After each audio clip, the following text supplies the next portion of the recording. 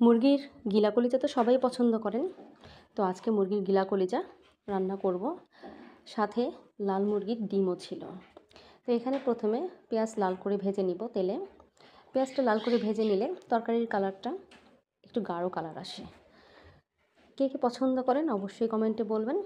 আমি এখানে কয়েক টুকরো ছোট ছোট করে কিউব করে কেটে নেওয়া আলু একসাথে ভেজে নিব সামান্য একটু লবণ দিয়ে। এরপর কাঁচামরিচ এবং বেশ কিছু পেঁয়াজ ব্ল্যান্ড করে নেব। কাঁচামরিচের ঝালের যে তরকারিটা, এটা কিন্তু আলাদা একটা স্বাদ আসে এবং বাচ্চা বড় সবার জন্যই খুব উপকারী। গুঁড়ামরিচে তো অনেক বেশি অস্বাস্থ্যকর, তাই কাঁচামরিচটা দেওয়ার চেষ্টা করছি। এখন কিন্তু কাঁচামরিচের দামও অনেক কম। তো এর সাথে দিয়ে দিলাম হলুদ, মরিচের গুঁড়ো, জিরার গুঁড়ো এবং গরম মশলা, তাছাড়া ধনিয়ার গুঁড়ো দেওয়া হয়েছে। সাথে কিছুটা আদা রসুনের পেস্ট, তেজপাতা, দারচিনি, এলাচি এগুলো দিয়ে কিছুটা পানি দিয়ে কষিয়ে যখন তেল উপরে চলে আসলো, বুঝে নিতে হবে আমার মশলাটি কষানো হয়ে গিয়েছে।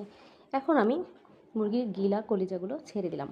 এগুলো বেশ কিছুক্ষণ কষানো হবে এবং এখানে কিছুটা অ্যাড করব একটা টমেটো দিলে এই তরকারির স্বাদটা একটু ভালো আসে এবং খুব মজা হয়।